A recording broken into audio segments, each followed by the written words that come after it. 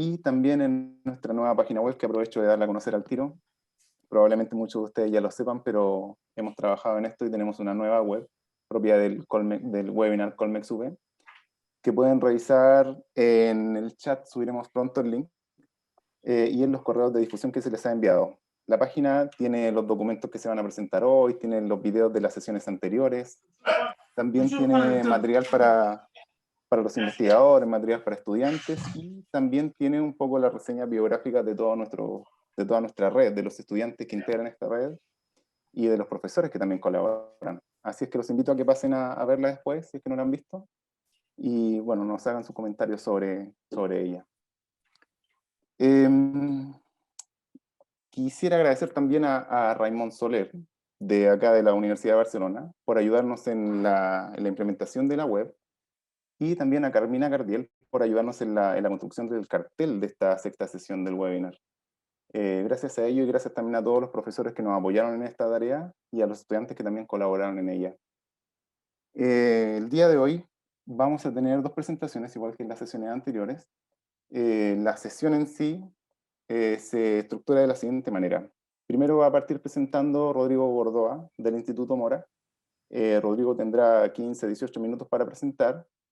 Luego Florencia Arao, de la Universidad de Barcelona, realizará comentarios a su trabajo en 10 minutos aproximadamente. Rodrigo podrá responder a Florencia lo que le parezca competente. Y luego tendremos un tiempo para unas preguntas de la audiencia. Haremos rondas de preguntas. 3 preguntas, luego responde Rodrigo y 3 preguntas más y cerramos las preguntas para Rodrigo. Inmediatamente después vendría Guillem Bert desde la Universidad de Barcelona. Guillem también tendría 15-18 minutos. Una vez que termine Guillem, Eric Mancha del Colmex haría los comentarios al trabajo de Guillem. Guillem responde y luego abriríamos una nueva ronda de comentarios para Guillem, preguntas de la audiencia. Y finalmente, si nos quedara tiempo, podríamos hacer una nueva ronda de preguntas para cualquiera de los dos exponentes. Y esa sería la sesión de hoy. Bueno, entonces quisiera partir presentando a Rodrigo. Rodrigo Gordoa de la Huerta es estudiante de doctorado del programa de Historia Moderna y Contemporánea del Instituto Mora. Él previamente cursó una licenciatura en Historia y una maestría en Historia Moderna y Contemporánea en la misma institución. Además, Rodrigo cursó la especialidad en Historia Económica del Programa Único de Especializaciones en Economía por la UNAM. Su investigación doctoral trata sobre el análisis del establecimiento y funcionamiento de la Contaduría General de Tributos y Azogues a través de su estructura y jurisdicción entre 1598 y 1709 en la Nueva España. El día de hoy, Rodrigo nos presentará su proyecto de tesis titulado La Contaduría General de Tributos y Azogues, un acercamiento jurisdiccional al gobierno de la Real Hacienda Novohispana, 1575-1690. Entonces los dejo con Rodrigo. Adelante, Rodrigo, tienes 15-18 minutos para tu presentación y quedamos atentos. Muchas gracias. Antes que nada quisiera agradecerles por la invitación y por la organización del evento, en especial a Martín y a Javier. Y bueno, el día de hoy, como ya han mencionado, voy a presentar un avance de lo que es mi proyecto de tesis doctoral, y además un poco quisiera dar una aproximación a una agenda de investigación que he estado desarrollando desde prácticamente la maestría, que es precisamente el estudio de las contadurías generales de la Real Hacienda de Nueva España, que eran de alguna manera órganos del Real Erario que de manera complementaria a las cajas reales formaban parte de un sistema de supervisión, como su nombre lo indica, fundamentalmente contable, pero que a la luz de una investigación previa sobre la Contaduría General de Alcabalas y de la reciente investigación esporádica, si se quiere, dadas las condiciones actuales de archivo, he encontrado cierta actividad como un tribunal de Real Hacienda, tanto de la Contaduría de Alcabalas como de Tributos y Azogues, y bueno, fundamentalmente eso me ha llevado a retomar algunos planteamientos historiográficos recientes en donde pues fundamentalmente se trata de comprender en su propio contexto el gobierno de la hacienda y pues dentro de esta estructura organizativa de las contadurías analizar qué implicaciones tenía el título de quienes encabezaban estas instancias, que eran los jueces, contadores, administradores de rentas. Y bueno, a partir de esa triple persona o triple acepción del oficio, pues estudiar toda la cuestión del control contable, la administración de estas rentas y finalmente pues tratar de indagar un poco más sobre el tema de qué implicaba que fuera un juez contador. Bueno, fundamentalmente la investigación parte de un debate historiográfico pues de larga data, vinculado a la historiografía institucional, a la historiografía llamada americanista, y bueno, que tiene orígenes o que tiene como estudios notables desde la década de 1940, y por señalar algunos trabajos que tenían este interés por comprender la formación y organización de los reales horarios en Indias, podemos destacar algunos clásicos como las obras de Oxcap de Key, de Haring o de Sánchez Bella. Y bueno, estos trabajos, en términos muy generales, dieron la idea de una real hacienda que era parte del aparato administrativo. Creo que esta acepción es muy interesante, que tenía la corona o la monarquía hispánica en sus posesiones americanas. También tenemos otros trabajos que han tratado la estructura administrativa de estas oficinas de Real Hacienda, en especial producto de una profusa labor de investigación liderada por la Escuela de Estudios Hispanoamericanos en Sevilla, y además algunas aproximaciones de carácter neoinstitucional que han planteado o han evaluado la eficacia de la Real Hacienda y cómo fue esa transformación con el régimen primero de las intendencias, caso de Horst Pisman, por ejemplo, y también con el caso de Luis Jáuregui, que sucede a partir también de la implementación de estas ordenanzas y lo que sería el llamado reformismo borbónico. Eso es un poco una síntesis del debate desde una perspectiva de concebir a la Real Hacienda como un aparato administrativo o como parte del gobierno de la Hacienda. Sin embargo, propuestas más recientes han señalado que, bueno, ¿qué sucede para los siglos XVII y primera mitad del XVIII? Bueno, autores como Michel Bertrand hablaron de una estructura administrativa tambaleante, de una estructura hecha fundamentalmente pues de una estructura liviana, si se quiere, del real erario, y además tenemos también un diálogo fructífero muy sugerente y muy interesante, que es de alguna manera la perspectiva que me ha guiado para desarrollar primero la tesis de maestría y ahora continuar esta agenda de investigación en el doctorado, que es el replanteamiento de esta visión eminentemente administrativa de los reales erarios, y a partir de este diálogo entre la historia fiscal y la llamada historia crítica del derecho, pues retomo planteamientos en especial del doctor Carlos Becerril Hernández de tener la dimensión jurisdiccional de la actividad administrativa, y dentro de esta dimensión jurisdiccional retomo también planteamientos ya señalados por el doctor Ernest Sánchez Santiro de reconceptualizar en particular al fisco novohispano como un entramado de distintos tribunales que velaban por el funcionamiento de estas distintas actividades que eran propias de la gestión de las rentas de la monarquía. En ese sentido, ya mencioné que tengo una especie de beta inicial o beta principal, que fue este estudio previo de la Contaduría General de Alcabalas, desde su creación hasta 1754, que hay una serie de cambios en su organización y, bueno, paulatinamente lleva a su desaparición en 1776, pero bueno, en ese largo periodo y en esa investigación pude de alguna manera cuestionar algunos planteamientos que señalaba la historiografía, que bueno, estas contadurías eran fundamentalmente excrescencias de la Caja de México y eran de alguna manera unas instancias que tenían una labor fundamentalmente de supervisión contable, remitían papeles al Tribunal de Cuentas y respondían principalmente a los oficiales reales. Lo que pude ver en esta investigación es que por lo menos para el caso de la Contaduría de Alcabalas, pues estos jueces tenían la misma posición y, digamos, la misma autoridad, si se quiere, que los oficiales reales.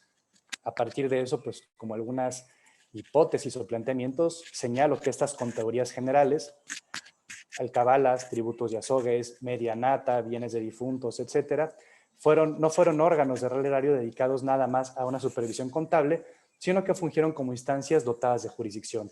¿Qué quiere decir esto? Que pueden dictar derecho en una materia determinada y, por lo tanto, lo que pude ver en la contaduría de alcabalas es que tenían una función como tribunal de primera instancia, recibían causas o litigios de recaudadores contra causantes, denuncias por excesos en la recaudación, y también tenían, por otra parte, una función de tribunal que velaba por los intereses, pues, de la bolsa del rey, si se quiere, y tenían algunas funciones para, de alguna manera, cobrar atrasos y poder ejecutar acciones como embargos a los recaudadores, embargos a los fiadores, y bueno, también había en el control contable, pues, una forma de, por un lado, la rendición de cuentas y el control, pues, de los números, si se quiere, pero también estos documentos contables eran empleados como una documentación, pues, de carácter judicial, si se quiere, para hacer que estos multiplicidad de recaudadores de alguna manera rindieran cuentas ante la Real Hacienda, y de esa forma se podía o fenecer las cuentas o, por otra parte, empezar una serie, pues, de litigios o de residencias sobre recaudadores, los recaudadores de alcabalas, ¿no? Por lo tanto, esta propuesta de integrar el estudio del funcionamiento administrativo, si se le puede llamar de esta forma, o administrativo contable, con el ejercicio de la justicia en materia fiscal, me llevó a plantear, pues, una propuesta que desarrollaré ahora en el doctorado sobre la contaduría de azogues, para tener una perspectiva más completa y, bueno, no asumir simplemente que porque una instancia funciona de una manera, caso de las alcabalas, funcionan el resto de las contadurías de una forma parecida, ¿no? Es decir, todavía no estamos en un punto donde puede decir, bueno, si había un ejercicio de jurisdicción en todas las contadurías, o si en efecto algunas pues pertenecían simplemente como instancias que estaban supeditadas a la Caja de México. Esta es una aproximación a la organización de los oficios de la Contaduría General de Alcabalas. Como pueden notar, era una estructura compacta, era una estructura que a la cabeza tenía un juez contador administrador, con un abogado asesor de la Audiencia de México, cosa interesante que, bueno, es un juez contador, pero en términos generales he podido constatar que la mayoría eran oficiales reales o tenían una formación más bien contable, y este asesor era determinante para comunicarse con otras instancias del gobierno virreinal, y en aspectos, pues, fundamentalmente de carácter jurisdiccional, se comunicaban con la Audiencia de México. Esto es un poco algunos de los resultados. Esta multiplicidad de recaudadores existentes se expresa en este mapa de 1665, y además da una idea de la extensión o hasta dónde llegaba esta supervisión de la contaduría de alcabalas. A partir de este avance, y sin afán de crear, pues, una réplica, decir, ya traté alcabalas, voy a tratar ahora tributos y azogues, la idea principal de desarrollar entonces el proyecto doctoral es tratar de dilucidar si había un funcionamiento similar en primer lugar, y si no, qué características propias tenía esta organización dentro de la Real Hacienda. Y bueno, la investigación planteada se quiere guiar por dos aspectos fundamentales: ver esta función de la contaduría como una instancia de supervisión contable y de la actividad recaudatoria. Esta contaduría es muy interesante porque tiene una supervisión de dos actividades o dos ingresos del fisco nuevo hispano que podrían parecer disímiles, que son el tributo y los azogues, pero cuando entra uno a las normas o a las ordenanzas de su creación, puedo notar que tienen una supervisión sobre distintos agentes locales, pero que fundamentalmente se tratan de alcaldes mayores, corregidores y encomenderos. Caso particular de los alcaldes mayores, pues bueno, los reales de minas eran también los encargados de gestionar el azogue.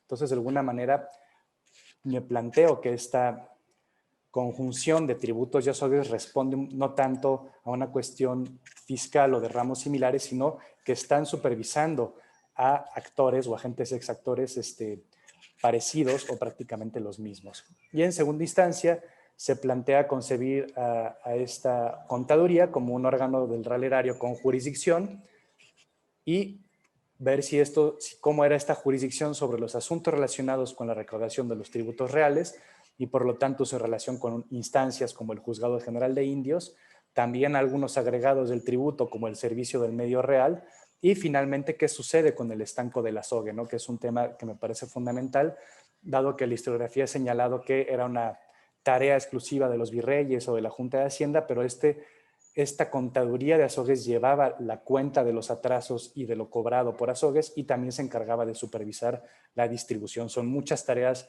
en un solo oficio y en una sola contaduría, lo cual me dará una idea de este funcionamiento institucional, si se quiere, o de una oficina de la Real Hacienda, pero también para entender en términos más amplios cómo funcionó el Real Erario en el siglo XVII y fundamentalmente algunas claves sobre pues, lo que sería la economía del virreinato en esta periodización. Las preguntas de investigación ya las habrán leído quienes tuvieron acceso al paper. Versan sobre fundamentalmente la organización y funcionamiento de la Real Hacienda a partir de un estudio de caso, ver cuáles fueron estos cambios en el siglo XVII de la Real Hacienda y principalmente cuál es la necesidad que tiene la Real Hacienda desde finales del siglo XVI de crear estas contadurías de rentas en un contexto determinado, ¿no? ¿Por qué se modifica en primera instancia esta estructura básica de cajas reales con las contadurías y más adelante en 1605 con el establecimiento del Tribunal de Cuentas? Y cuáles, a partir de eso, pues ya son preguntas particulares sobre cuáles fueron los problemas en la recaudación del tributo y en la distribución de la SOGE que llevaron a crear este oficio. Y finalmente, la pregunta del millón, si se quiere, es, bueno, ¿esta contaduría sí detentó jurisdicción sobre tributos y azogues o solo se limitó a la cuenta y razón de ambos? Y por lo tanto el objetivo es precisamente analizar esta estructura organizativa y la jurisdicción de la contaduría en relación con la recaudación de estos gravámenes sobre la población indígena y pues de castas, que es el tributo y el servicio del medio real para el caso de los indios, y qué papel tenía la distribución y cobro de la SOGE. Primero hay que comprender, bueno, por qué están estos dos ramos juntos en una contaduría, por qué se crea, cómo funciona y después pues ver el tema de la jurisdicción. Como hipótesis, y un poco retomando investigaciones previas, planteo que funcionó como una instancia dotada de jurisdicción y que además tuvo de alguna manera un control contable efectivo sobre esta multiplicidad de recaudadores. Es decir, bueno, dada su larga data de existencia y que tuvo de alguna manera una producción documental que estoy consultando, pues bueno, su existencia no fue gratuita, no fue una existencia circunstancial, sino que su actividad misma da cuenta de una supervisión contable efectiva, que eso vendría un poco a matizar algunas afirmaciones de la historiografía.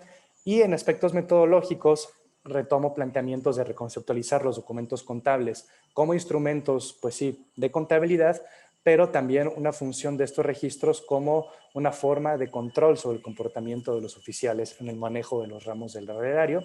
Y en las causas judiciales, pues considerar el significado que daban los propios involucrados en las causas judiciales de algunos conceptos como podría ser correcta administración, abuso e incluso, bueno, qué formas hay del lado de los causantes de lo que podría ser evasión fiscal y de parte de los recaudadores, pues, qué son los abusos en la época. Entonces, fuentes documentales, bueno, afortunadamente el AGI y el Archivo General de la Nación tienen algunos fondos digitalizados.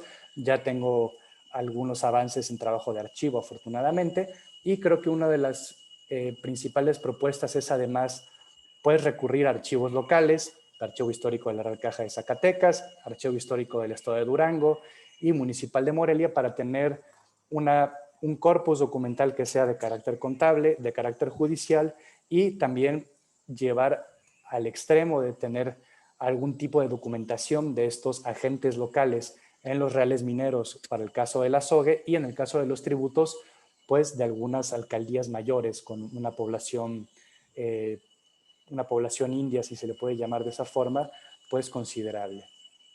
Aquí están algunos ejemplos de las principales fuentes que estaremos consultando, fuentes de carácter contable, como pueden ser los informes o las razones o tanteos de azogues y algunos de tributos, y también de carácter o de producción de otros tribunales, como es el Juzgado General de Indios, donde yo puedo ver de alguna forma esa comunicación con la contaduría y algunas órdenes como hacia los contadores como jueces, ¿no?, que ejecutan, o también algunas consultas o sentencias que se dan o en el juzgado o que son resultado de apelaciones de decisiones de la contaduría hacia el Juzgado General de Indios. Y finalmente la propuesta o el índice tentativo de la tesis se estructura en estos 4 capítulos. Un capítulo introductorio donde analice los orígenes o las razones del surgimiento de estas contadurías, cuál era el funcionamiento de la Real Hacienda de Nueva España desde 1570 hasta la primera mitad del siglo XVII. Un segundo capítulo donde se estudia la actividad contable y administrativa, si se quiere, de la Contaduría General.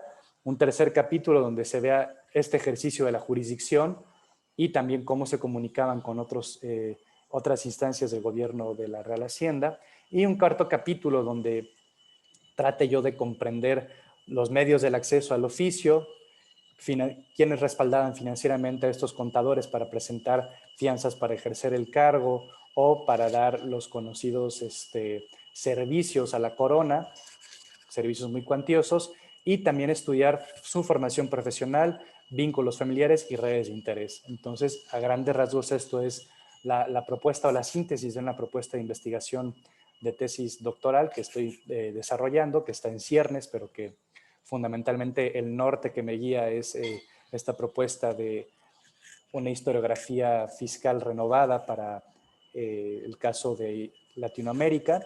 Y bueno, fundamentalmente la contribución de esta monografía es para comprender el funcionamiento de la Real Hacienda a partir de un estudio de caso durante el siglo XVII, ¿no? Ya el resto de la explicación y el debate historiográfico está más desarrollado en el paper y bueno, simplemente quedo a la espera de sus comentarios y pues de nueva cuenta agradezco su invitación. Gracias, Rodrigo. Gracias también por ser tan preciso con el tiempo. Ahora los dejo con Florencia Arauz de la Universidad de Barcelona, que comentará el trabajo de Rodrigo. Florencia, cuando quieras. Dale.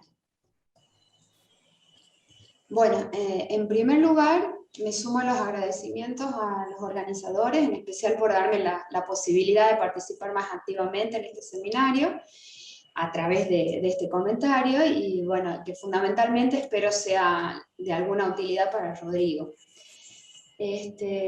Luego quiero aclarar que yo no soy especialista en historia colonial, con lo cual mis comentarios van a ir más bien en línea con la ponencia a la que he podido acceder y con la porción del proyecto de tesis que se ha plasmado en esa ponencia. Hechas estas aclaraciones, mis comentarios. Con respecto a la finalidad de la investigación, al igual que lo has hecho en la presentación, la finalidad está claramente establecida ya desde las primeras líneas de la ponencia. Allí mencionas que buscas estudiar la creación y el funcionamiento de la Contraloría General de Tributos y Azogues, enfocándote en aspectos concretos que tienen que ver con su función en tanto instancia de supervisión contable, sus competencias, como una instancia dotada de jurisdicción y sus vínculos con otros órganos del gobierno virreinal. Ahora, pese a que, como te decía, la finalidad del proyecto de investigación es clara en tu ponencia, lo que no queda tan claro es cuál es el objetivo del artículo en sí mismo, el cual, de acuerdo a lo que yo pude entender, no es el plan de investigación de la tesis doctoral propiamente dicho. Esta cuestión que te menciono no es caprichosa, porque a medida que luego uno puede avanzar en la lectura del artículo, te empezás a topar con muchísima información que incluso hasta hace sentir un poco apabullado al lector que no está tan familiarizado con la historia colonial, como en mi caso, y la falta de rumbo que podría no haber sido tal cosa si es que hubiese uno contado con un objetivo claro como punto de partida, se empieza a hacer notar y uno la empieza a extrañar. Además, ese no concretar el objetivo de la ponencia, me refiero, ¿sí?, repercute luego en cómo se estructura el artículo. Al menos en mi percepción, pareciera que no existe una estructura.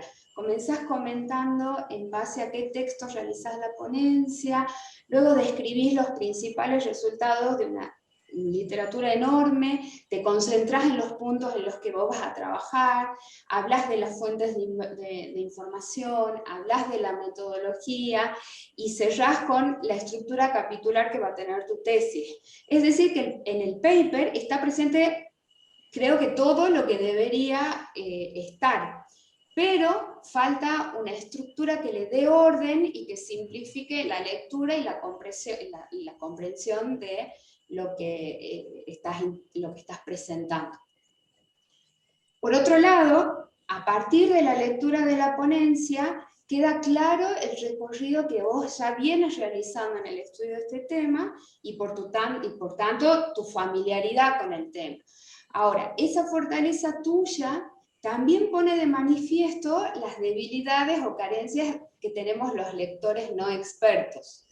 En la primera lectura que he realizado del paper me he topado con muchísimos conceptos con los que yo no estaba familiarizada, y aunque estoy segura de que esto más que nada habla de mi ignorancia, qué sé yo, cuando he leído por primera vez términos como el servicio de tostón, el tributo de indios, el estanco de Azogues, la alcabala, la media nata, qué sé yo, un montón de conceptos sobre los que me tuve que poner a investigar un poco para poder tener una comprensión más acabada del texto.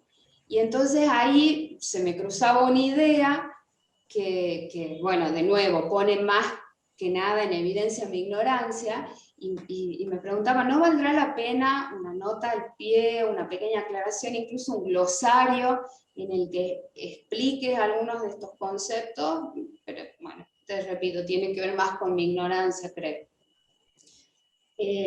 Incluso en un pasaje del texto recuerdo haber leído que hablaba acerca de la recaudación del tributo y de cómo se gestionó la renta de la soga, y después hablabas de comprender ambos ingresos. Y yo decía, ¿por qué habla de ambos? No entendía, y no te miento si te digo que lo he tenido que leer 3 o 4 veces al mismo párrafo hasta que me he dado cuenta que te referías a tributo de indios y la renta de azogue. Claro, 2 cosas distintas. Entonces ahí pensaba, bueno, capaz que si esto hubiese estado claro desde el comienzo, no habría tenido esa confusión. O capaz que sí, capaz que son cosas de persona mayor nada más. Después, volviendo a la ponencia, y te decía, aunque el objetivo de la ponencia no está claro, sí está bien claro cuál es el objetivo de la tesis. Y también está muy claro en dónde va a radicar el principal aporte de tu investigación, que de acuerdo a lo que yo entiendo, pasa básicamente por la reconceptualización del concepto de hacienda, incorporando el estudio de sus potestades jurisdiccionales, y el otro aporte tiene que ver con el estudio de aspectos que están relacionados con los jueces contadores de tributos y azogues. Con respecto a esto, sí quisiera hacerte 2 comentarios. El primero es, bueno, me parece súper interesante el enfoque que vos planeas darle al estudio de la figura de estos personajes, pero el segundo es que cuando vos planteas los objetivos de la tesis, el rol de los jueces contadores, quiénes eran, cómo se los elegía, todas estas cuestiones, se encuentra presente en 3 de tus 6 objetivos, y también están presentes en las hipótesis derivadas en tu plan de investigación. Pero sin embargo, no tienen ninguna participación los jueces contadores en el objetivo general de la tesis, ni en las preguntas que guían tu investigación. Y me preguntaba por qué era así. De hecho, vos tienes planeado dedicarle de tus 4 capítulos, 2 capítulos a los jueces contadores. Entonces me preguntaba por qué no estaban ahí en primer plano desde el comienzo. Y una cuestión adicional que tiene que ver con el plan de investigación es que no veo que quede clara cuál es la pregunta de investigación. Es cierto que vos consignas 8 preguntas que van a guiar tu investigación, pero vuelvo a la necesidad de darle orden y estructura. La pregunta, así entendida, la pregunta, que no esté bien consignada, eventualmente puede terminar repercutiendo en que tu investigación tome rumbos que te hagan divagar y que te lleven a un camino que no tenga fin. Entonces me parece súper importante que eso quede bien claro y bien definido. Y bueno, y ya para terminar, la cuestión del tiempo y del espacio. En el título de la ponencia vos hablas del periodo 1575-1690 y luego explicas que esa periodización tiene que ver o que responde a que durante ese periodo la contaduría ha gestionado el tributo, el servicio del tostón y los ingresos por el estanco de la soga. Y que eso se mantuvo de esa forma hasta 1709. A mí me parece por primera vez el año 1709. Y luego cuando describís los objetivos específicos, también mencionás como final del periodo 1709. Y en el capítulo 2 también llega hasta 1709. Entonces, lo de 1690 del título, ¿cómo queda? Y por el lado del espacio, también restringir el espacio al que va a estar acotado tu investigación es súper importante. Puede que sea una obviedad, entiendo que sería Nueva España, pero en ninguna parte de la ponencia recuerdo haberlo leído de manera concreta eso, ¿no? Me parece que debería estar consignado. Bueno, más allá de estos comentarios, que espero te sirvan sobre todo para darle más solidez a tu plan de investigación, tu proyecto me ha gustado mucho, me ha hecho estudiar un montón, me ha generado mucha intriga las preguntas que formulas y la perspectiva que pretendes darle sobre todo. Así que felicitaciones por la presentación y por el proyecto y muchas gracias por compartirlo en este espacio. Gracias, Florencia. Gracias también por la precisión en el tiempo. Rodrigo, si quieres responder a Florencia, tienes 5 o 6 minutitos. Claro que sí. Pues bueno, en primer lugar, agradecerle a Florencia por sus comentarios, por su interés y bueno, también agradezco todas las sugerencias que hace en cuestión de orden. Creo que son muy útiles para dar un buen cauce al proyecto. En efecto, el paper trató de hacer como una síntesis de la propuesta de investigación de maestría y ahora de doctorado, y creo que sí, no son concordantes las temporalidades, son cuestiones que tendré que afinar y te agradezco mucho en ese sentido las precisiones. Y sobre los comentarios más particulares en cuanto al papel de los jueces contadores, esa definición o bueno, esa claridad aparece en un momento, en otros momentos parece que se difuminan dentro de esta organización que es la contaduría.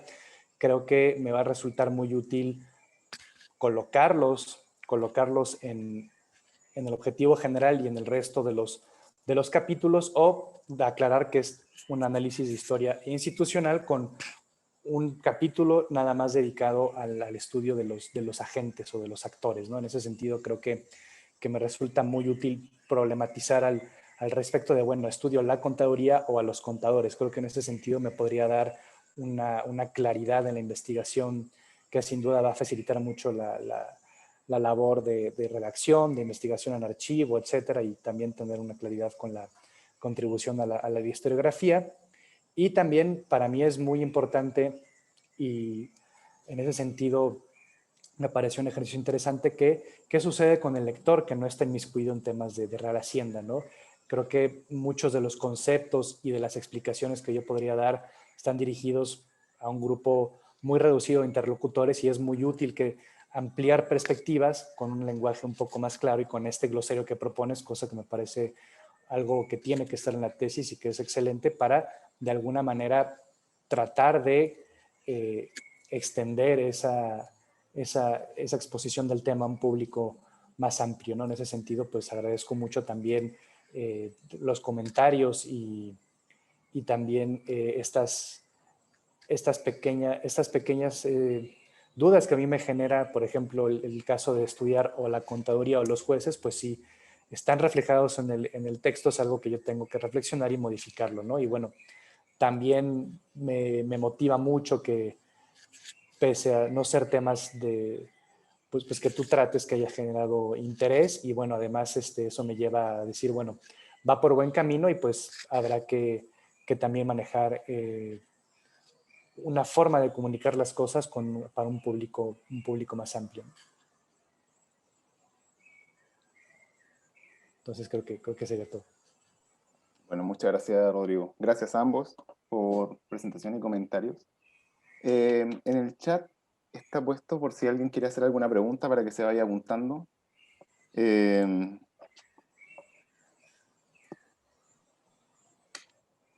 ¿Alguien tiene alguna pregunta para Rodrigo? Si no hay preguntas, por el momento las podemos acumular y las hacemos todas al final de la presentación de Guillem también. Martín, Dime, Javier. yo quería hacerle una pregunta a Rodrigo. Adelante. Bueno, Rodrigo, va un poquito hablando de lo que comentamos tú y yo cuando hicimos el podcast, que iba un poquito de la repercusión política de tu investigación. A lo mejor, disculpa si no es una pregunta, digamos que muy especializada en tu tema, pero más bien me interesaría saber qué hipótesis podrías plantear tú en el ámbito de la historia política. Y te pregunto lo siguiente, que es, si tú hablas de ampliar el estudio no solo administrativo, sino jurisdiccional a estas instituciones, los resultados que tú puedas obtener podrían contribuir a cambiar la visión que tenemos de quién ejercía el poder político en la Nueva España, perdón, el poder económico, qué élites ejercían el poder económico en la Nueva España durante la época de la colonia. ¿Crees que tu investigación podría ir a replantear estos puntos? Muchísimas gracias, Rodrigo. Bueno, pues... Yo también, hola, yo también tendría una pregunta. Claro. Hola a todos. Vale. Soy Arturo Yola, también y soy del Colegio de México.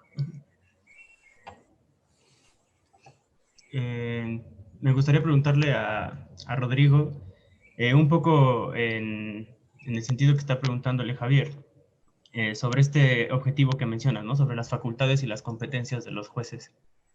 Es decir, qué tan amplia era la jurisdicción que tenían las personas encargadas, y pienso particularmente en el caso de la SOBE, en el sentido de no solo están garantizando los ingresos, ¿no? Sino que parece que tienen competencias más amplias. ¿Qué tan amplias? Es decir, tienen un control sobre la distribución en el territorio de ese recurso, tienen injerencia en los barcos que lo traen, injerencia en saber qué personas están habilitadas para traerlos y a quién les dio los permisos para traer ese material, de dónde.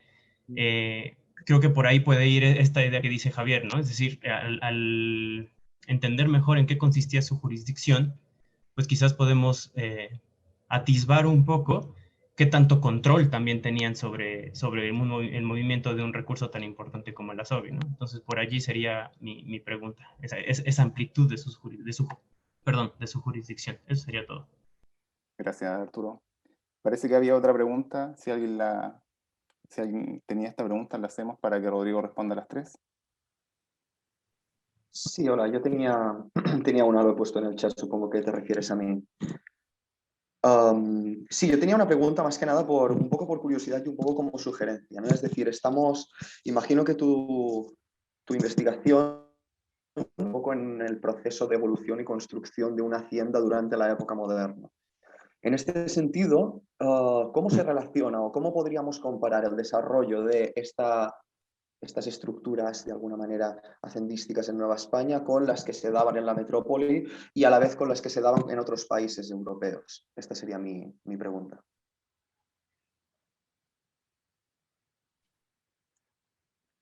Perfecto, muy Vale. bien. Pues, Rodrigo, si quieres responder las tres, adelante. Perfecto, sí. Bueno, sobre la pregunta de Javier, de la repercusión política y del poder político y económico, bueno, creo que una de las claves es sí comprender, por un lado, y eso ya lo ha avanzado la historiografía, cómo entender como grupo a estos oficiales reales y por lo tanto a los jueces contadores, que bueno, además de tener el gran poder de manejar la hacienda del rey, tenían en efecto a través de vínculos familiares o de compadrazgo, pues muchos contactos con un grupo particular que pueden ser, por ejemplo, los mercaderes de la Ciudad de México, o incluso ellos como grupo tenían una estructura muy, muy interesante donde los oficios podían rotarse o hay ciertos grupos que se establecen por mucho tiempo en el control de pues, una caja en particular. Entonces, por ese lado, sí eran actores locales importantes y estaban vinculados en cuanto a poder económico con los mercaderes de la Ciudad de México, que bueno, además de ser arrendatarios de rentas muy importantes, tenían además, pues eso es un poco lo que empiezo a vislumbrar, tenían contacto a través de ellos por el propio sistema de control de estos jueces contadores, ¿no? Los jueces contadores, cuando tomaban posesión del oficio, tenían que presentar fianzas ante la Caja de México y esas fianzas tienen que estar legas, llanas y abonadas y por lo tanto implicaba un respaldo por una suma considerable en la época, que eran unos 40,000 pesos, y muchas veces estos fiadores o quienes respondían sobre el actuar de estos jueces contadores eran comerciantes miembros de este consulado de la Ciudad de México, o empieza a haber también relaciones con miembros del propio cabildo de la Ciudad de México. Entonces habla que no eran jueces o, como se quiere ver luego en la historiografía, como funcionarios que vienen de la península, que están aislados y tienen un control sobre los recursos y sobre la gestión política y el gobierno virreinal, sino que tenían también una serie de contactos e interrelaciones muy, muy fuertes con distintas élites locales, ¿no? En cuanto a la pregunta de Arturo, ¿qué extensión tiene la jurisdicción de estos jueces contadores en materia de azogues? Bueno, para empezar yo pondría la pregunta de, bueno, ¿tienen efecto jurisdicción sobre la distribución y el cobro del azogue? Como hipótesis, yo planteo que sí, porque a partir del control contable tienen una serie de emisiones o de despachos que lo que dicen es, bueno, si no paga un minero hay que ir y hacer que rinda cuentas y despachar un embargo de bienes, etcétera. Pero me queda esa pregunta de hasta dónde llega la jurisdicción y el control. Mencionaba Arturo el ingreso desde los barcos. Bueno, obras como la de Lang dan cuenta que había toda una cadena de supervisión sobre la azogue como insumo básico. Y bueno, en el puerto de Veracruz, por ejemplo, quienes se encargaban de garantizar ese tránsito del puerto a la Ciudad de México eran los oficiales de la Caja de Veracruz. Y una vez en la Ciudad de México, la distribución era determinada así en Junta de Hacienda presidida por el virrey, pero sí hay una función del contador de azogues como asesor del virrey y muchas veces los informes de cuánto azogues está consumiendo las minas de los jueces contadores era finalmente una de las principales fuentes para que el virrey tuviera un criterio de decir, bueno, así se distribuyen los quintales de azogue en los reales mineros.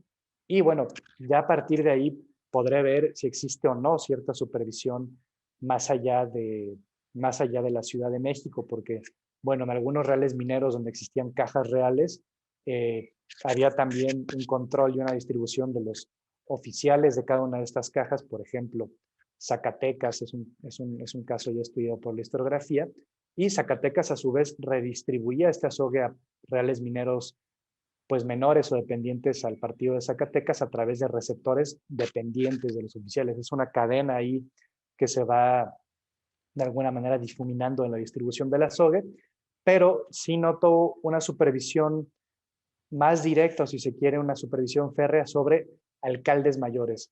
Los alcaldes mayores sí tenían también, o se les otorgaba las partidas de quintales de azogue para distribuirlas en reales mineros donde no hubiera cajas reales, y creo que esa va a ser la clave.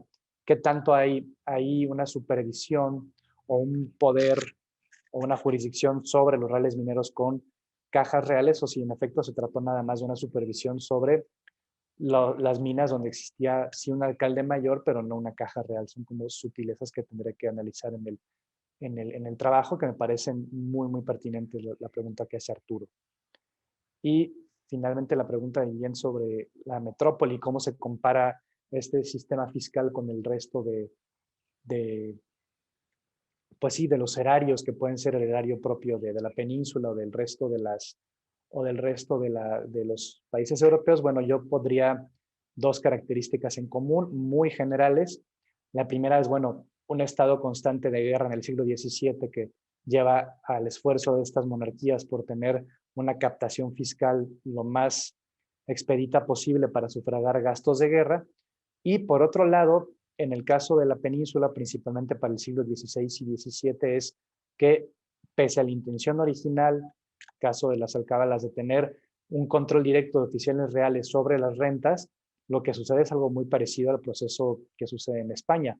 La mayoría de las rentas reales se delegan o se arriendan a particulares o se hacen los llamados encabezamientos. Se cede a corporaciones capitulares o comerciales la recaudación de la renta y solo la Real Hacienda recibe de esta gran cantidad de recaudadores, pues una porción pactada por un contrato de arrendamiento de lo que recaudan en el ámbito local. Entonces sí es una Real Hacienda que está mayoritariamente en manos de particulares, pero lo que pondría en cuestión es que por lo tanto es una hacienda que tiene una capacidad limitada de acción o una estructura tambaleante, sino que tenía una propia dinámica de funcionamiento que sí es muy diferente a la Real Hacienda ya del periodo borbónico, pero que sin embargo se movía, ¿no? Pese a todo lo que puede decir la historiografía del 18 de un real erario de los Austrias pues en franca decadencia, algo de eso funcionó a su propia manera con todos los retos que implicaba e incluso hubieron esfuerzos previos por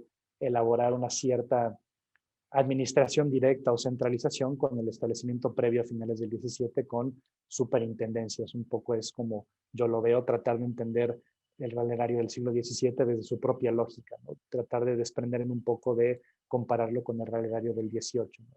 ¿Cuál fue más eficaz o cuál fue más funcional, ¿no? Un poco ahí por ahí sería la respuesta. Bueno, Rodrigo, muchas gracias y muchas gracias a todos los que preguntaron también. Si alguien tiene más preguntas para Rodrigo, las dejamos para el final, cuando hagamos una última ronda de preguntas y comentarios. Entonces así le damos paso a Guillem Bert para que haga su presentación. Guillem es graduado en Historia por la Universidad de las Islas Baleares.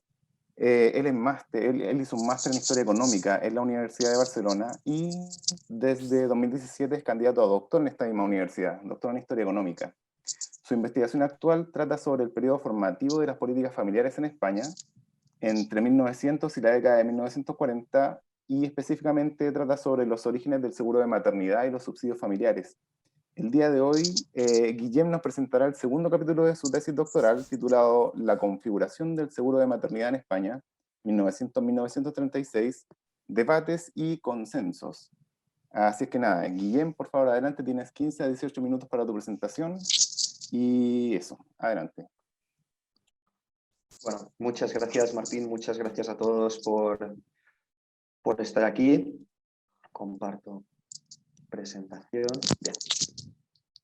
Bueno, muchas gracias a todos por estar aquí. Yo ahora lo que pasaré a explicaros son las líneas generales de las, sobre todo, primeras conclusiones provisionales de mi segundo capítulo de mi tesis doctoral, la configuración del seguro de maternidad en España, debates y consensos. Como bien ha dicho Martín, el objetivo de la tesis es analizar el surgimiento de las políticas familiares en España, ¿no? Así analizo las dos políticas más importantes del periodo, que fueron los seguros de maternidad por un lado y los subsidios familiares por el otro.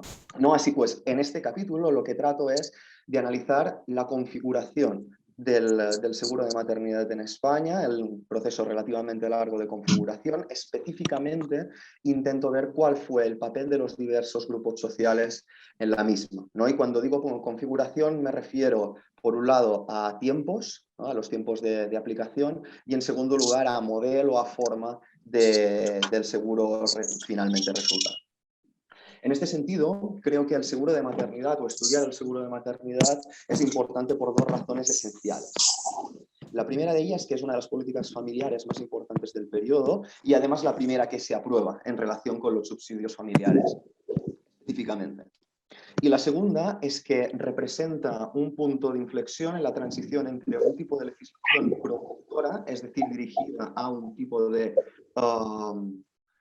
de mano de obra considerada necesitada de especial protección, es decir, mujeres y niños, hacia un escenario de seguros sociales, en un derecho social del nivel que podríamos hablar de un seguro de paro, un seguro de enfermedad, etcétera, etcétera. Pero además creo que estudiar el seguro obligatorio de maternidad en España es interesante como estudio de caso por tres razones, ¿vale? La primera es que es el segundo seguro social obligatorio del país, lo que nos da una idea de su importancia para la historia de la política social española.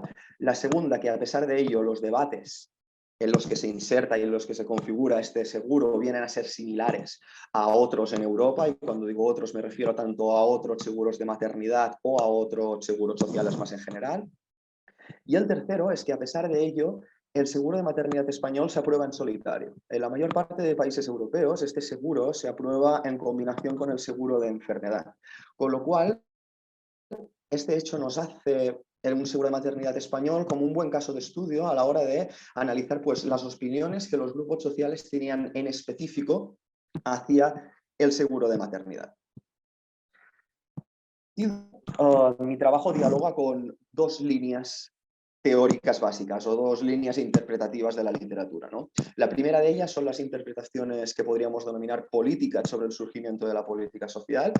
La más clásica de ellas es la Power Resource Theory, desarrollada por Spin Anderson o Walter Corpi, que básicamente entiende el origen de las políticas sociales y su forma, ¿no?, más generosa, etcétera, etcétera, como una función de la presión de la clase obrera y la fuerza de los partidos de izquierda. No obstante, otros autores han destacado que no, que en realidad las diferencias en los diferentes modelos de estado del bienestar son mejor comprendidas a través de diversas coaliciones de clases, ya sean pues, más implícitas o más explícitas, ¿no?, entre clases trabajadoras, pero también pequeña burguesía o grandes empresas intensivas del capital, etcétera, etcétera, ¿no? Otra línea de interpretaciones ha venido a determinar que la construcción misma del Estado en términos de capacidad estatal es en sí mismo un explicativo del estado del bienestar y de sus políticas sociales.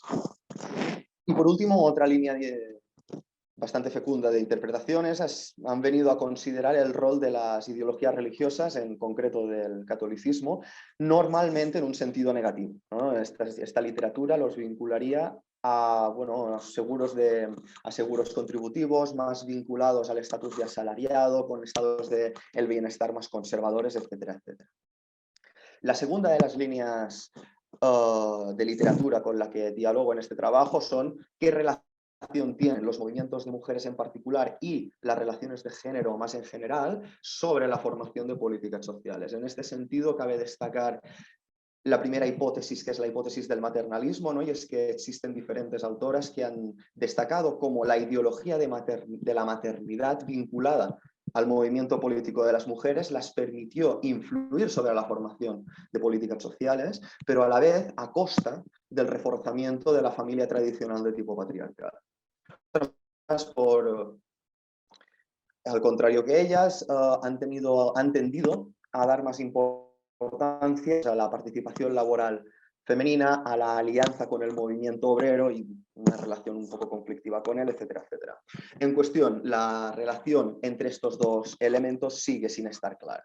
¿Cuál es mi enfoque en este sentido? En este trabajo voy a tratar de ver quién defendía qué, es decir, qué grupos defendían qué modelos de seguro, pero a la hora de evaluar su capacidad de presión creo que es importante enmarcarlo en dos propuestas de la literatura. La primera es la hipótesis de la autonomía relativa del Estado, propuesta por Ballocchi a partir de autores como Poulantzas, en la que básicamente consideran que estas sus instituciones, en nuestro caso básicamente consideraremos el Instituto Nacional de Previsión, son relativamente autónomos frente a las presiones desde abajo, con lo cual esto se manifiesta en una capacidad de arbitraje frente a esta presión de las clases populares. No obstante, estas instituciones no aparecen en el vacío, sino que también tienen sesgo de clase, aparecen como una configuración de una correlación de clases determinada, ¿no? En el caso del INP, esto se manifiesta en una importante presencia de clases altas y medias altas, en su mayoría provenientes del catolicismo hacia la ciencia actuarial, es decir, de los seguros en sí mismo, ¿vale? Por otro lado, la capacidad de arbitraje de las instituciones estatales no es constante en el tiempo, sino que varía dependiendo del contexto.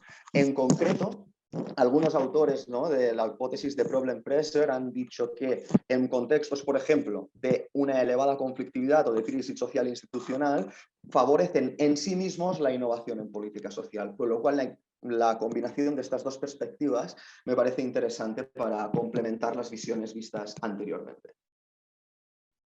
Dicho esto, ¿cuál es la metodología y las fuentes que voy a utilizar? Bueno, en esencia voy a utilizar una combinación de métodos cualitativos y cuantitativos que ha venido a ser denominado triangulación. Triangulación en sentido amplio no deja de ser una metodología crecientemente utilizada en ciencias sociales y que básicamente es mezclar métodos, mezclar perspectivas teóricas, es mezclar elementos de una investigación que antes no se combinaban. En este sentido, yo voy a combinar un análisis del proceso histórico de formación de seguro en profundidad, ahora iremos a ello, con un análisis cuantitativo de fuentes de tipo encuesta. Ahora entraré en más detalles.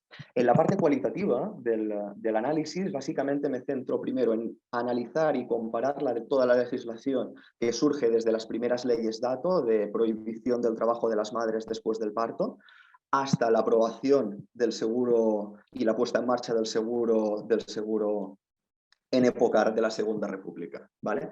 En segundo lugar, me centro en un análisis discursivo, básicamente para ver quién defendía qué dentro y fuera de las instituciones, ¿vale? Dentro del INP tenemos los debates en el seno de la Comisión Paritaria Nacional Patronal y Obrera, en Atecampo, que básicamente era una institución con representación patronal y obrera en la que se debatían diferentes seguros sociales.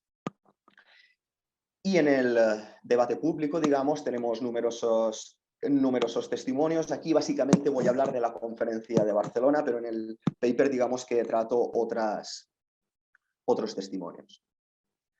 Bien, a nivel cuantitativo, como he comentado antes, voy a trabajar o he trabajado las informaciones públicas de 1929. Esto es una encuesta que envió el Instituto Nacional de Previsión a diferentes personalidades, organizaciones, agrupaciones de distintos ámbitos ideológicos y sociales para sondear la opinión pública en torno al anteproyecto del seguro de maternidad. ¿Vale? ¿Qué voy a hacer con esto? El objetivo ha sido sistematizar la información generada en esta encuesta, ¿vale? Porque aparece, digamos, muy redactada en base a informes, o mejor dicho, resúmenes de informes, con lo cual he tratado de sistematizar esta información en base a criterios comunes presentes en la literatura internacional. Básicamente estos criterios son tasa de cobertura, tipos y alcance de los beneficios, financiación del seguro, es decir, quién contribuye a él, y gestión o cogestión del seguro. Dicho esto, voy a pasar a presentar los principales resultados muy brevemente. Aquí tenemos la primera fase, digamos, de la investigación, es decir, el análisis legislativo. Digamos que es una versión bastante abreviada de los principales ítems dentro de las legislaciones. Y básicamente lo que podemos ver es que el seguro de maternidad tendió hacia un modelo de descanso de 6 semanas antes y después del parto, accesible a todos los sectores laborales excepto a las trabajadoras domésticas, independientemente del estado civil de las aseguradas, pero que no cubriría, por otro lado, a las esposas de los asegurados. Este seguro además sería financiado por contribución tripartita, es decir, patronos, obreras y subvención estatal, y terminaría siendo gestionado, como podemos ver, solo por el INP y sus cajas colaborativas solamente por el Estado. Básicamente vamos a centrarnos muy rápidamente en estos 3 puntos: ahora tasa de cobertura, financiación y administración. Básicamente, cuando hablamos de la configuración del seguro de maternidad, en este sentido, tenemos que distinguir entre 4 fases. La primera, entre 1900 y 1917, es un periodo de, si bien creciente, aún muy escasa de movilización social. Es una época de reformismo desde arriba, en la que primarán los seguros de tipo voluntario y las iniciativas de tipo voluntario. Cuando las cosas empiezan a cambiar, sobre todo para el seguro de maternidad, es con la crisis de la Restauración, ¿vale? Durante este periodo de crisis institucional fuerte, de gran conflictividad social, se lleva a cabo una aceleración del reformismo, básicamente para obtener legitimidad en un régimen que estaba yéndose a la quiebra. Y es en este contexto pues, que se aprueban hitos como las primeras pensiones públicas de vejez en España o la jornada laboral de 8 horas, ¿vale? Pero además es cuando se empiezan a discutir los seguros de enfermedad, de maternidad y de invalidez. Básicamente en 3 foros de debate, en las conferencias de seguros sociales de Madrid, Bilbao y Barcelona.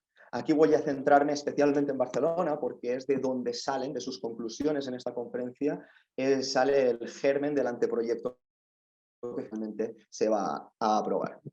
Y en esta conferencia podemos observar que si bien hay una cierta coincidencia en líneas generales con el seguro o con las propuestas del Instituto Nacional de Previsión, sí que se dejan entrever diferentes modelos de seguro, ¿vale? Las organizaciones obreras de tipo socialista, esencialmente, pugnaban por un seguro muy amplio, tanto en prestaciones como sobre todo en sectores cubiertos, pero sin contribución obrera, es decir, debía ser financiado simplemente por el Estado y por la patronal.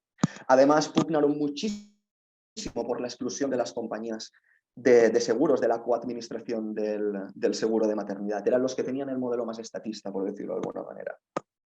Los católicos tendrían un motivo, los obreros católicos y las diferentes organizaciones tendrían básicamente un modelo de seguro preferente similar al de los obreros, pero con una mayor aceptación de la contribución tripartita, ¿vale? En cuanto a las compañeras de seguros, también muy presentes en el debate, serían las que tendrían el seguro más limitado en prestaciones y muchas veces con contribución exclusivamente obrera.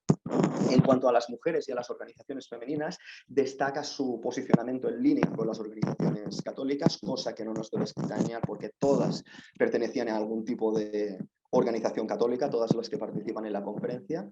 Además, estaban concentradas en los debates en torno al seguro obligatorio de maternidad. Esto liga un poquito con estas hipótesis de tipo maternalista que he explicado anteriormente y además pusieron mucho énfasis en la extensión del seguro a las esposas de obreros y el rechazo a la condición de enfermedad del seguro obligatorio de maternidad, este último punto por parte de la conferencia.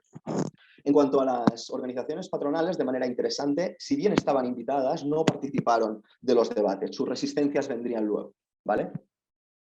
Bien, y hay un punto a destacar en todo esto, y es que en todo momento las organizaciones, los organizadores de la conferencia, es decir, las élites del INP, fueron capaces de arbitrar los puntos de mayor polémica en el seguro, con lo cual lo que después se convierte en el anteproyecto, digamos que es un término medio entre las posiciones más radicales. Bien, a pesar de todo, el seguro de vida no fue aprobado durante la Restauración, sino durante la dictadura de Primo de Rivera. En este contexto, Primo de Rivera da un golpe de Estado en el 23 e instaura una dictadura. Por tanto, una fuerte represión social, sobre todo contra los anarquistas, no tanto contra los socialistas, que incluso tuvieron representación en las organizaciones paritarias del Estado. ¿Vale? Por tanto, estamos en un momento de escasa movilización política, de abajo arriba, y que está marcado por una dilación constante en la aprobación del seguro de maternidad. No obstante, en este periodo es cuando se deja listo para su aplicación. En este sentido, cabe destacar dos cosas. Lo primero, los debates en el seno de la Campo, en la que por primera vez los obreros y la representación obrera va a aceptar bastante a regañadientes, hay que decir, la contribución obrera en el seguro de maternidad. Y por el otro lado, cabe destacar las informaciones públicas, estas fuentes tipo encuesta, que pasaré a analizar a continuación y que he mencionado antes, ¿vale? En general, la mayor parte de las respuestas están de conformidad con el anteproyecto. Y aquí me centraré en algunos aspectos relativamente que pueden arrojar información interesante, ¿vale? El primero de todo es respecto a las beneficiarias, es decir, tasa de cobertura. Lo primero que hay que tener en cuenta es que aquí hubo dos elementos solo que generaron una cierta divergencia de opiniones. El primero, el estado civil de las beneficiarias, es decir, la inclusión de las esposas de los asegurados en el seguro de maternidad. Aquí se manifiesta una corriente de opinión que no estaba en el anteproyecto. Y en segundo lugar, a nivel de sectores. El primero de todos es la inclusión de los obreros, de las obreras que trabajaban en la agricultura y a domicilio. Esto es bastante interesante, teniendo en cuenta que en otros seguros sociales había habido una gran dificultad para incluir a los trabajadores agrícolas. Esto es un punto interesante para el seguro de maternidad, ¿vale? Pero además encontramos una fuerte corriente de opinión para la inclusión del servicio doméstico, ¿vale? El segundo punto de interés en este sentido es la financiación, que como las élites del Instituto Severino Aznar reconocieron en ese mismo año, en el 1928, ahora no recuerdo, era el tema más polémico en la aprobación del seguro. Y es que, si bien la contribución tripartita es la que predomina, vemos una notable división por grupos. Y es que la mayor parte de las organizaciones obreras laicas, por decirlo de alguna manera, estaban a favor de que los obreros no contribuyesen, ¿vale? Esto debía ser financiado solo por los patronos y el Estado. En cambio, la contribución obrera era preferida especialmente por obreros católicos, sindicatos mixtos y por la UGT. La UGT era el sindicato socialista que tenía representación en la paritaria nacional, con lo cual no debe sorprendernos porque se habían retirado de su posición inicial tiempo antes. En cambio, la patronal estaría dividida entre la contribución tripartita y la contribución estatal. Dicho esto, básicamente algunas conclusiones que se han dicho, ¿vale? Las organizaciones, los dos primeros puntos ya los hemos comentado. Las organizaciones femeninas encontramos que no tuvieron una unidad de acción, sino que se adscribieron a sus propias líneas ideológicas, ¿vale? Pero bueno, en general las opiniones lanzadas no chocaron con el modelo de ser propuesto. Ya para terminar, la última fase de la aprobación del seguro de maternidad es la Segunda República. Aquí destacamos dos cosas. Primero, cuando se aprueba el seguro, existieron fuertes protestas movilizadas por las propias obreras, ¿vale? Pero con participación de la CNT, contra la contribución de las obreras. Y el segundo punto, en 1936, en el marco del inicio de la Guerra Civil y de la llamada Revolución Española, una fuerte movilización política sin precedentes, se retiró en Cataluña a las obreras de la contribución del seguro, ¿vale? Dicho esto, muy brevemente termino ya con unas breves conclusiones. La primera de ellas es que existió una autonomía relativa de las instituciones reformistas para arbitrar la formación del seguro, pero esta sería debilitada en momentos de fuerte movilización, que fue cuando los grupos desde abajo tuvieron más posibilidades de alterar su influencia, como pudo ser durante la crisis del régimen o durante la crisis del régimen de la Restauración o durante el inicio de la Revolución Española en 1936. Además, nuestra investigación, ya digo, muy preliminar, tiene unas cuantas implicaciones. En primer lugar, las organizaciones no pactaron la contribución del seguro, sino que cedieron. Y es más, el descontento por la contribución obrera permaneció latente. En segundo lugar, las organizaciones católicas son claves y de hecho tuvieron un papel muy importante en el seno del INP para comprender la configuración del seguro, no se opusieron a la contribución y defendieron un modelo de seguro, como hemos visto, un poco más conservador. Y en tercer lugar, las mujeres y las organizaciones femeninas no defendieron una línea característica de seguro, si bien tuvieron un papel importante en su configuración. Y hasta aquí. Muchísimas gracias por vuestra atención y quedo a la espera de vuestros comentarios. Gracias a ti, Guillem. Gracias por la presentación. Entonces ahora los dejo con Eric Mancha del Colmex, que hará los comentarios al trabajo de Guillem. Eric, ¿tienes 10 minutos, por favor? Adelante. Muchas gracias por la invitación. Muchas gracias a Guillem por permitirme comentar su trabajo. También a Martín y a Javier, precisamente por todo el trabajo que están haciendo en el seminario de estudiantes. Y pues también como la anterior ponente, me posiciono como alguien no experto del tema de la historia española. Fue algo nuevo, abordar el seguro obligatorio de maternidad, o SOM, como lo nombra Guillem, y fue realmente pues, enriquecedor como la lectura.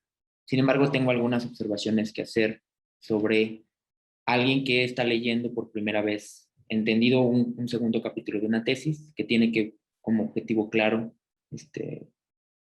contribuir a cómo fueron las formaciones de los seguros sociales en el estado de bienestar en España, ¿no?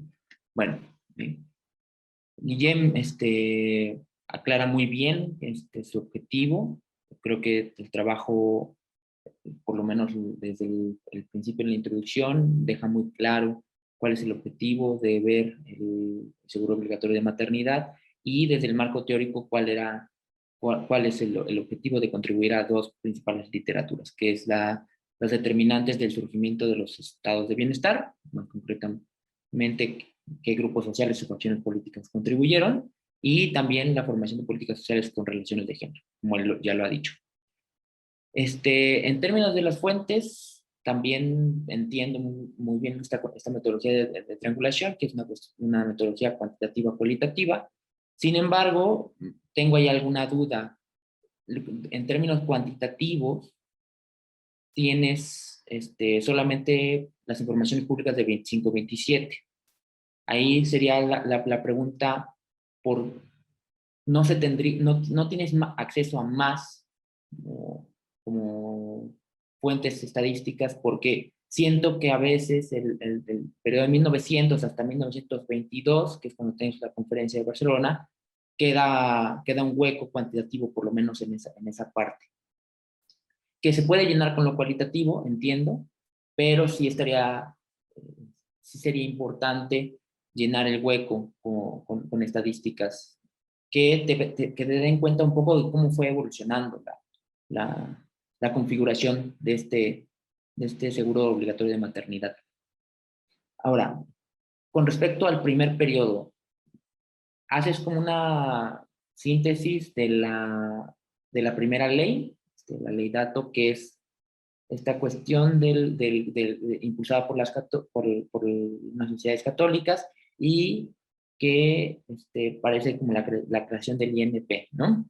Entonces, en este sentido, me parece que el objetivo principal que tú habías marcado, que es básicamente cuál fue el papel de los diversos sectores sociales o grupos sociales, queda un poco de lado, porque no incluyes las visiones de otros grupos sociales. Y tal vez tiene que ver con la naturaleza de la fuente, que es algo abocado precisamente al INP. Tal vez otro tipo de fuentes, por ejemplo, periódicos, o meterse más a los archivos de las organizaciones sindicales, obreras o de grupos feministas, podría darte como el contrapeso adecuado para poder evaluar realmente este gran objetivo que tú tienes, que es evaluar la autonomía del Estado, la autonomía relativa del Estado.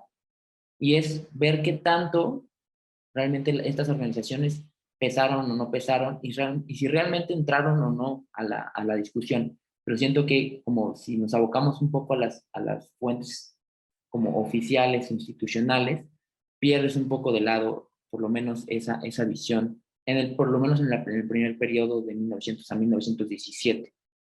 Luego tenemos la cuestión de la crisis de la restauración, que donde empiezan a aparecer un poco los debates, pero en el texto nada más, de nuevo vuelves a caer como en esta cuestión de nada más desarrollar la visión católica. Entonces faltaría ser un poquito más profundo en los debates para ver qué estaban diciendo, qué no estaban diciendo, en qué se pelearon, realmente por qué no entraban al debate, si es que no entraron al debate las instituciones. Me faltó un poco más de eso para saber si realmente evaluar la autonomía relativa del Estado es pertinente o no pertinente, o si realmente no hubo nunca un contrapeso. Eso no me quedó muy claro ahí. Luego viene la dictadura de Primo de Rivera, y aquí creo que elaboras muy bien el trabajo estadístico y elaboras muy bien las posturas, porque surgen ahora de manera más explícita las posturas socialistas y anarquistas, pero cosa que es extraño que surjan hasta ahorita y como si no existieran en periodos previos. Entonces, también te quería hacer una pregunta como, ¿qué tanto podemos identificar como continuidad y qué tanto como un cambio en el transcurso del SOM que viene desde 1900? O sea, entiendo que hay ciertas líneas que rastreas, pero pareciera a veces como que es un poco estático el concepto del SOM. Entonces me gustaría un poco más como ver a profundidad qué se está debatiendo ahí y cómo fue modificando como de manera mucho más minuciosa. Entiendo que en el texto aceptas que hay que atacar el sesgo con otras fuentes, pero creo que es una parte importante darle equilibrio a tu capítulo 2, poniendo del otro lado a estos sectores sociales que como ya dijiste tú, después de 1931, en la Segunda República, en la República, aparecerán con mucho más fuerza las movilizaciones sociales, ¿no? Pues, ¿por qué aparecen hasta ese entonces y como si no lo hubieran considerado antes? Ahí es lo que yo siento que en lo que podrías ahondar para hacer mucho más robusto el texto. Por tanto, haciendo una evaluación como muy así sencilla con lo que yo leí y con lo que más o menos investigué, sobre la autonomía relativa frente a presiones desde abajo, que es un poco la tesis que tú quieres defender, pues faltaría un poco explicar qué tanta presión hubo, porque pareciera como si no hubiera presión, pero pues esa presión pudo haberse manifestado en otro tipo de fuentes, o si realmente no hubo nada de presión, pues como hacer explícito con fuentes que no existe esa presión y que realmente la agenda de los obreros era otra, o la agenda de las organizaciones sociales era otra, y la agenda de los empresarios también era otra. Entonces, yo con eso me quedo. Creo que espero te sirvan los comentarios, y eso fue de mi primera impresión leyendo el segundo capítulo de Guillem. Gracias, Eric. Muy preciso con el tiempo, gracias por eso también. Guillem, si quieres responder a Eric, tienes 5 o 6 minutitos, cuando quieras. Bueno, gracias Martín. Muchas gracias, Eric, por todos tus comentarios. Me parecen muy interesantes y seguro que me van a ser muy útiles.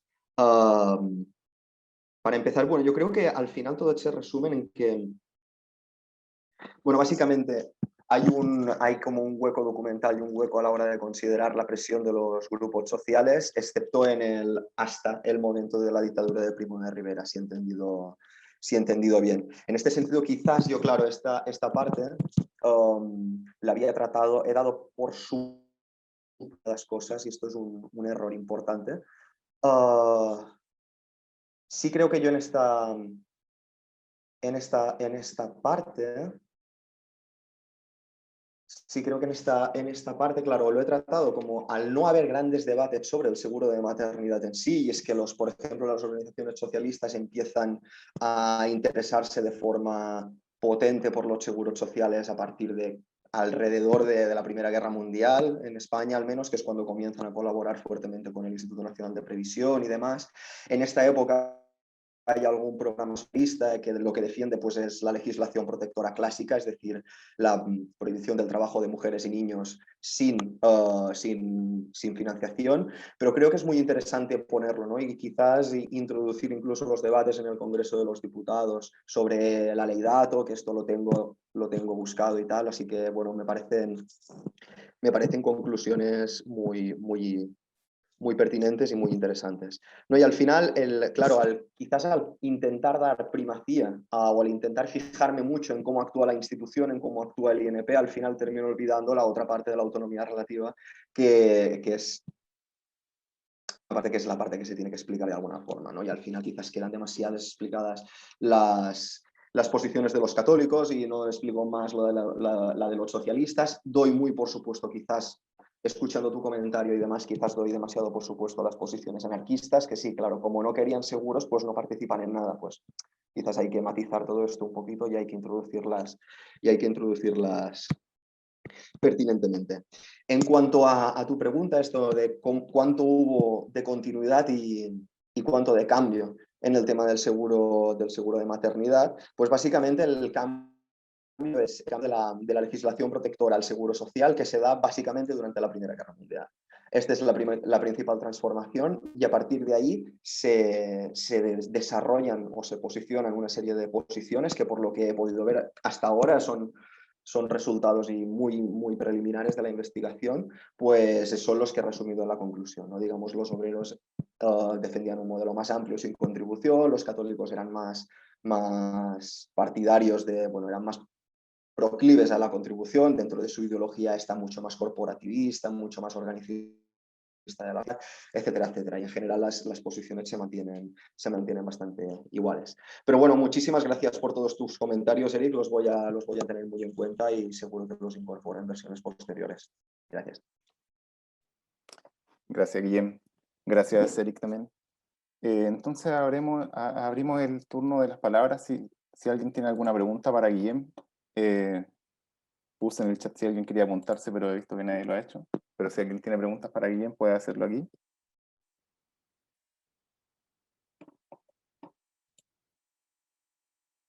¿Nadie? ¿Preguntas o comentarios?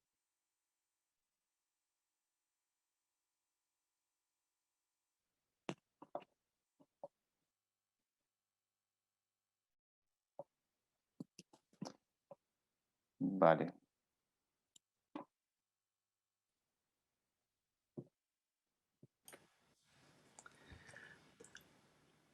Yo Monse. tenía una pregunta. ¿Sí me oís? Pues, sí, por supuesto. Dale nomás. A ver si Guillem nos puede explicar un poquitín, cuando habla de organizaciones femeninas, ¿a qué se refiere? Y esta posición como neutra, un poco pronunciada en uno u otro aspecto, si nos puede explicar un poquitín a qué se debe.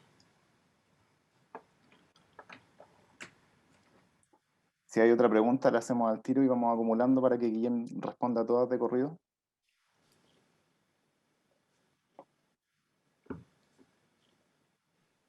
Quizás un poco Rodrigo. desconozco del tema, pero en carácter metodológico, frente a estas lagunas de información cuantificable, ¿cómo plantea de alguna manera tratar de amalgamar o aproximarse a este tema, pues más bien desde fuentes cualitativas? ¿Y cuáles fuentes cualitativas cree que pueden ser complementarias a los informes que nos ha presentado, más allá de lo que ha expuesto, si ha pensado algún otro tipo de documentación alterna como puede ser prensa, correspondencia, etcétera, ¿no? Sería un poco más hacia el tema de las fuentes, sobre todo por un periodo tan convulso. Gracias, Rodrigo. Si hay alguna otra pregunta, la acumulamos al tiro. Si no, pasamos a que Guillem responda. Por favor, Guillem. Muy bien, gracias Martín, gracias por las preguntas. Bueno, la primera, de Monse. Cuando hablo de organizaciones femeninas me estoy refiriendo esencialmente a asociaciones católicas tipo Acción Católica de la Mujer o a organizaciones obreras femeninas como yo que es el sindicato, la Federación Sindical de Obreras de la Aguja, esta de Barcelona, etcétera, etcétera, ¿no? Y cuando hablo de, bueno, además me estoy refiriendo a tipos de organizaciones como yo que sé, podría ser la Asociación Nacional de Mujeres Españolas o cualquier otro tipo de organizaciones organizadas y exclusivamente con mujeres, sean o no autónomas en este sentido, ¿no? Y cuando hablo de que no hay una posición unitaria, es que no puedo ver en este sentido que cuando contemplo las respuestas en el caso de la encuesta o los debates en la conferencia nacional, cuando observamos el comportamiento de este tipo de organizaciones o de personalidades femeninas como Clara Campoamor o Victoria Kent, no tienen una posición unitaria, por decirlo de alguna manera.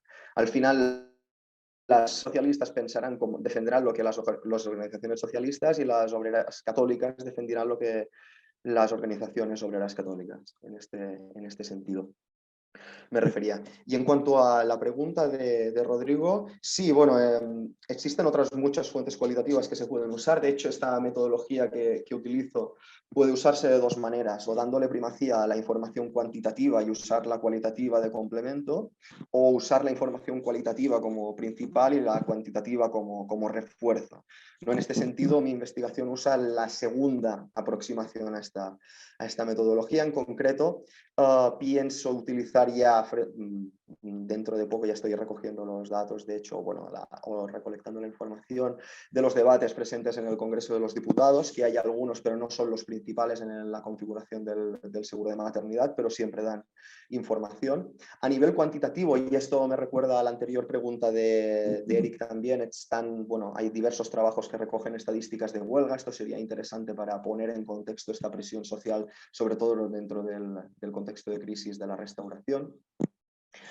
Y Y la prensa, más que prensa como tal, lo que buscaría es qué dicen las organizaciones. Bueno, está la prensa obrera, obviamente, que dicen sus organizaciones respecto, yo qué sé, hay un congreso de la UGT en 1914. ¿Qué se decía sobre el seguro de maternidad? ¿O qué manifiestos políticos podemos encontrar en este sentido? ¿Qué decía la UGT? ¿Qué decía el PSOE? ¿Qué decía la CNT? Todo esto sí que voy a explorarlo y será vía manifiestos o vía fuentes de prensa si no tengo otro remedio. Porque, claro, las fuentes de prensa siempre son más complicadas de analizar por volumen.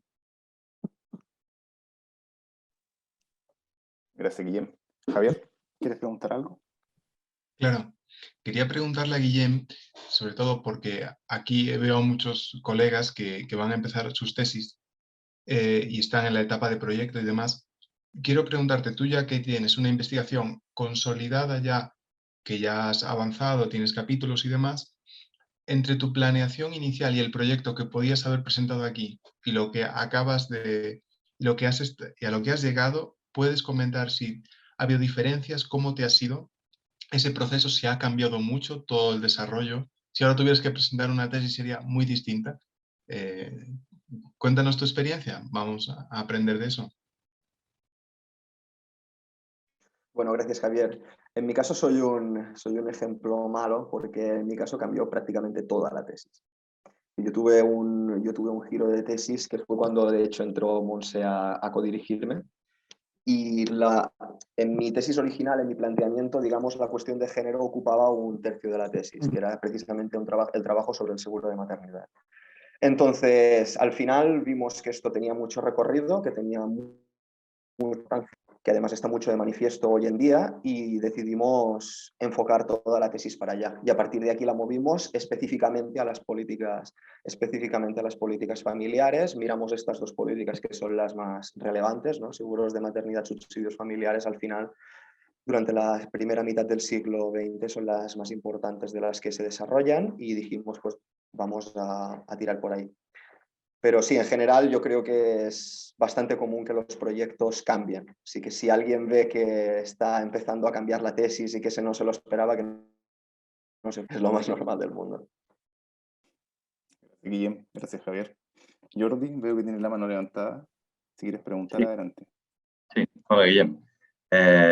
Una pregunta así más de la curiosidad, porque como sabes yo no tengo ni idea de tu tema, pero el tema este de que no haya una posición unitaria entre los movimientos o dentro de las organizaciones femeninas, ¿es recurrente en otras partes cuando se habla de este tipo de seguro social? O sea, en otros países, digamos, ¿o esto es concreto de la situación de España en este momento? Esa es mi pregunta. Gracias. Gracias, Jordi. Esta es una pregunta muy interesante. A ver, si hablamos de tipos de políticas sociales, en cuanto al seguro de maternidad, no te sabría decir si hay tanta diferencia, en realidad. Pero en los subsidios familiares sí que hay grandes divisiones entre organizaciones femeninas. ¿Qué pasa? Normalmente en España se considera de que hay un feminismo político, un feminismo sufragista relativamente débil, pero que hay un feminismo social, es decir, un feminismo que busca mejoras sociales para las trabajadoras fuerte, en comparación con el anterior.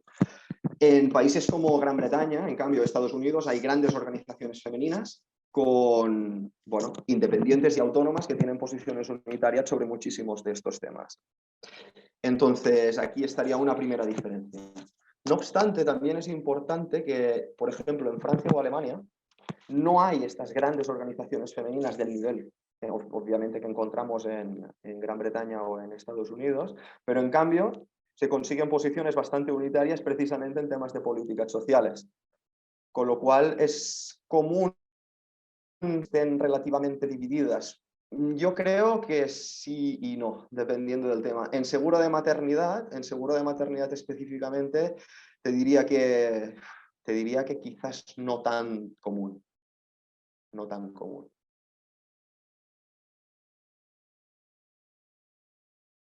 Gracias, Guillem. Gracias, Jordi.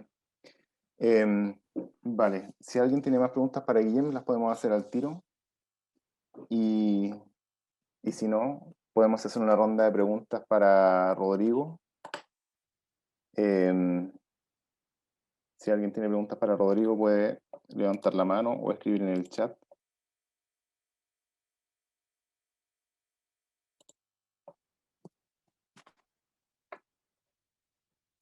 Vale, no hay más preguntas. Pero me gustaría aprovechar de hacer la misma pregunta que le hizo Javier a Guillem, pero hacérsela a Rodrigo. Si puedes darnos algún consejo, como tú estás empezando esto, puedes decir alguna de tus, tal vez, dificultades que has tenido durante este proceso y tal vez pedir algún consejo a alguien si es que te pueden ayudar para ir resolviendo alguna duda o alguna de las dificultades que se te han presentado.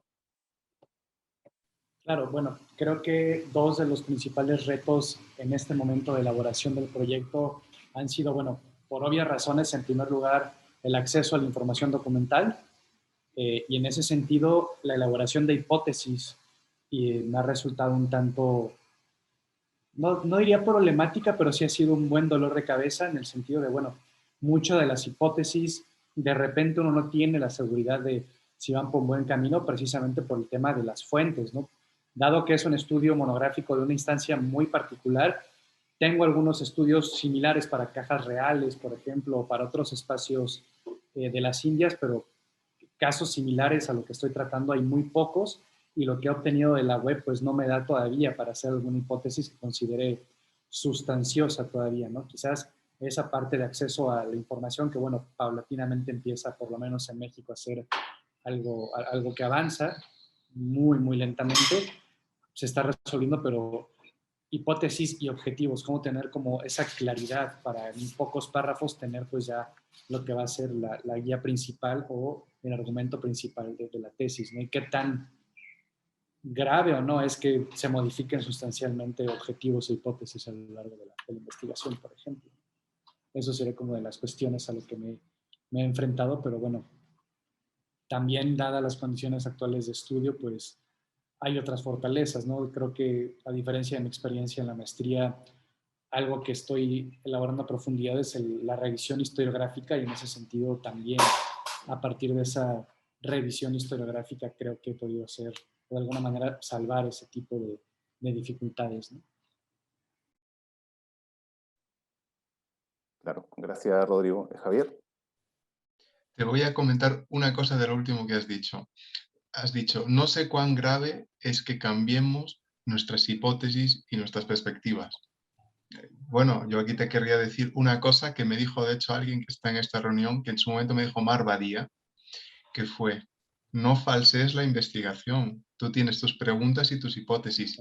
Déjate llevar. Déjate llevar. Y en ese sentido, claro, que no te sorprenda. Claro, y tú me dices, si por motivos, pues hemos de cambiar ciertas cosas. Por ejemplo, fíjate, yo cuando planteé mi tesis, en mi caso, yo, fíjate, dije, voy a hacer una serie estadística. Entonces voy a poner, a sacar todos los datos que haya y lo que se haya hecho.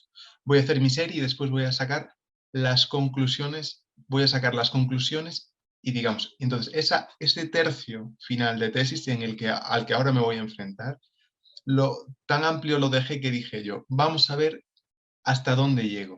O sea, hasta tal punto quiero decir que la indefinición al principio, o sea, es parte un poquito de esto, así que, bueno, y lo de las hipótesis, no te preocupes.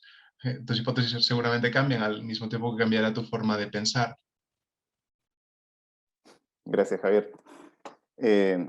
Bueno, si hay alguien más que quiera aportar a la discusión o a los comentarios que hicieron Guillem y Rodrigo, esta es la instancia.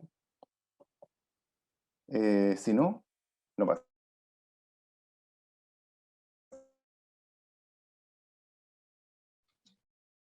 ¿Estás ahí, Martí?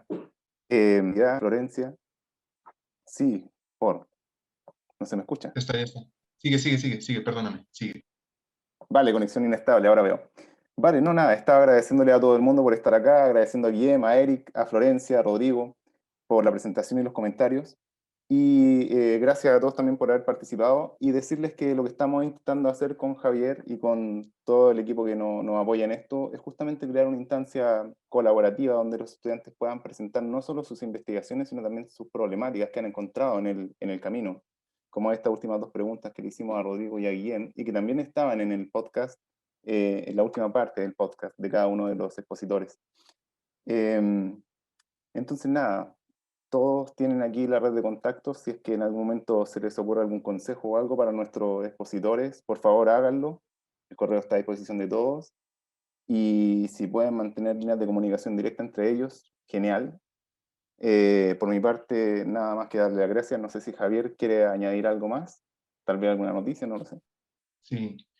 Sí, que quería comentarles que muchas gracias a todos por asistir.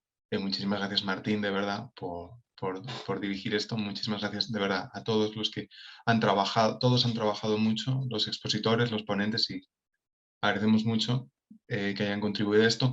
Y quería comentarles que me llegó una noticia que ya ha salido la deliberación del premio Ramón Carande de este año, el premio que otorga la Asociación Española de Historia Económica a investigadores jóvenes por una investigación.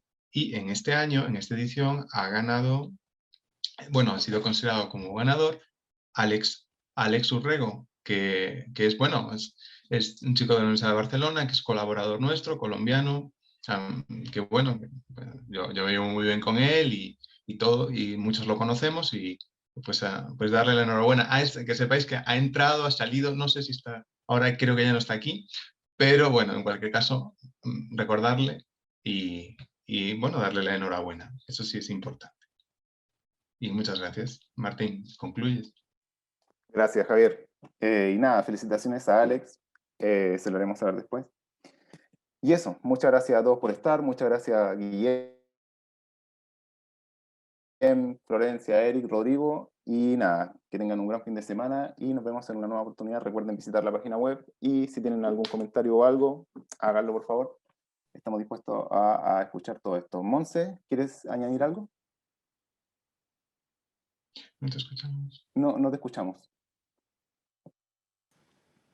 Simplemente aplaudía. Ahora sí. Como hacíamos. Vale. Bueno, eso entonces. Muchas gracias a todos y Adiós. nos vemos en una nueva oportunidad. Adiós. Gracias. Que tengan Gracias. buena semana. Muchas gracias. Que estén muy bien. Gracias, hasta luego. Hasta luego. Dios, gracias.